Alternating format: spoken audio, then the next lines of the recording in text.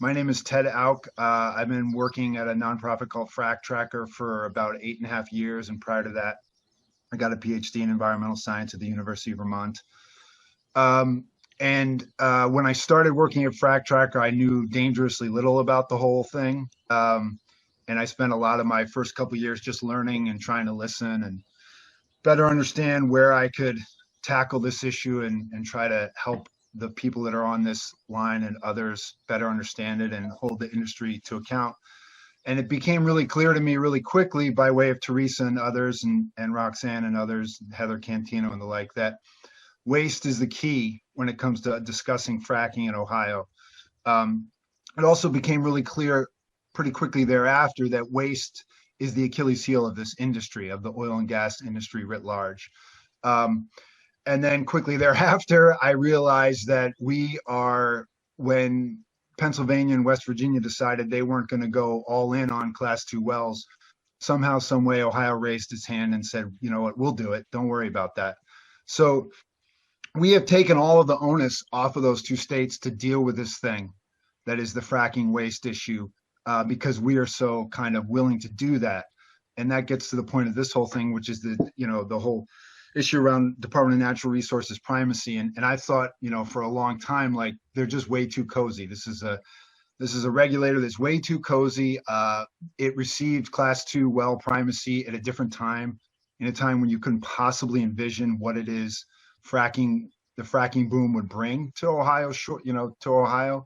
So the idea that, like, back then this was something we could predict and we have to have this as a static, kind of condition whereby DNR just maintains primacy no matter what's going on around it or within it, seems pretty, seems pretty foolish to me. So one thing that I've been doing a lot at Frac Tracker, and Teresa and others have been doing work before me and during me, but one thing I've been looking at with my colleagues at Frac Tracker in these 3 states are the gaps with respect to data transparency, quality, and availability as it relates to fracking waste. And one thing that's really clear, as I always like to say when I talk to folks from outside of Ohio, is like, our regulator is in an analog age when the rest of the industry and all of its partners in Silicon Valley and the like are in a high-tech digital age. And what that's done is it's overrun the system. So you have a regulator that's overrun both in terms of volume of waste coming in the state, the number of wells, the lack of inspectors. Inspectors are not coupled to the amount of activity happening in the state. So you have this condition whereby back in 2011, 2012, you had a certain amount of waste coming into Ohio, being generated in Ohio, and you had a number of inspectors for that. But those inspectors, to my eye, have not kept pace with the amount of activity. So you have this ratio that's ballooned. The other thing that's ballooned is the amount of brine that's coming out of unconventional wells relative to conventional wells. And what we've seen with the data we've compiled at Frac Tracker is like this ratio of brine produced per unit of gas produced across the 3 states has skyrocketed. It's gone exponential. And that means going forward in the next 5-10 years, you're going to have an increasing demand on the one state that has decided to go into the class 2 well business whole hog in Ohio. You're going to have an increased demand on us.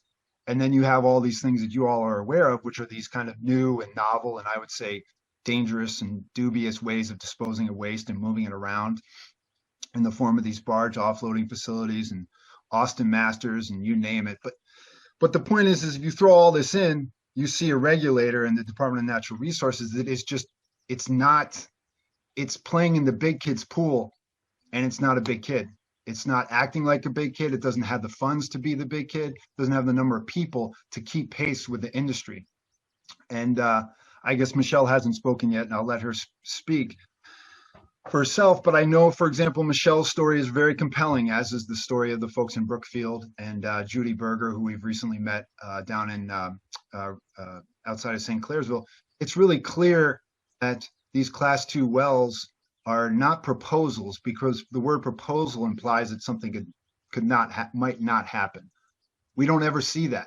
It's never a might not happen. It's always a baked in kind of situation whereby in Belmont County, no matter who is objecting to it, whether it's, the sinister Frank Hoagland or the even more sinister, Robert Murray, even if they object to these things, they still happen. So it calls to question the ability of our, underground injection control program to manage these class 2 wells. Uh, and I think from a data standpoint, looking at several other states like Oklahoma, Kansas, Nebraska, just to name a few, relative to our understanding of our class 2 wells from a volume standpoint, from a timeliness standpoint, that is to say, when a unit of brine goes into an injection well, how long until we actually know it went there?